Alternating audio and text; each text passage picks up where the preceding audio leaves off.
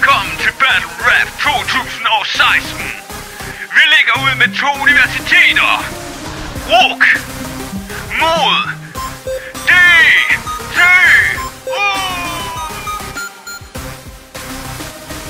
Hjertelig velkommen.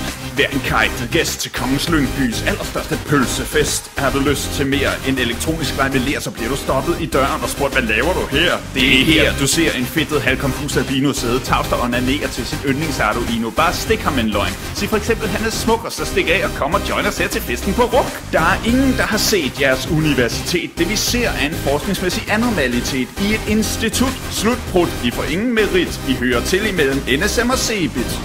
Og nu ved jeg jo godt, I ligger under for nogle strukturelle ændringer på politiske arenaer. Og jeg kan godt se, at du har problemer med denne rap, fordi jeres uddannelse er et udtryk for institutionalisering. Nu står du sikkert klar med et avanceret dementi, men har I egentlig skabt noget af reel værdi? Hvis vi skal redde verdens syge økonomi, så har vi brug for mere end trommeleg og lommefilosofi.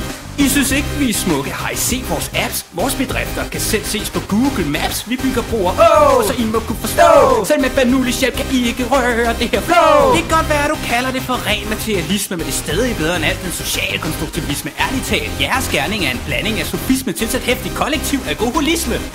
Hør nu, altså, nu er det ikke for at være ond.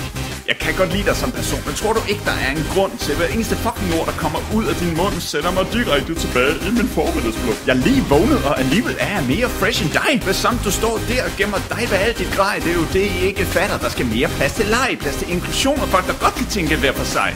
Nej, vi skal ud med kærlighed til folket, og I må komme med, når I engang har dolket hinanden nok i ryggen til at kunne få fortolket, hvorfor kendte alumner er så underbefolket. Ja, I vil ses for jeres arbejde. Vi gør det uden at kny, og I skulle nødig snakke natbas af en spøgelsesby.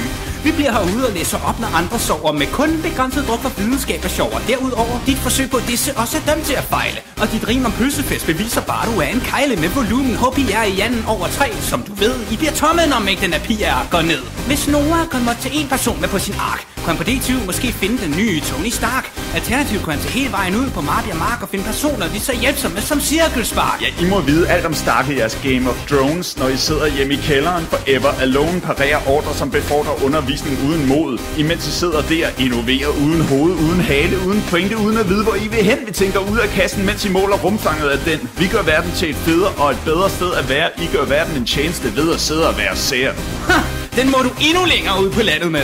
I bruger tiden på forkor og ryger fed ude i resten af verden. Aner ingen, hvad I ved, og I står forrest i køen, hver gang der skal skæres ned. Når I skal eksamineres, så kan alt jo diskuteres. Selv en kommafejl i pensum er så implicit bias. Alle logiske problemer skal så dekonstrueres, og uvidenhed retorisk kamufleres.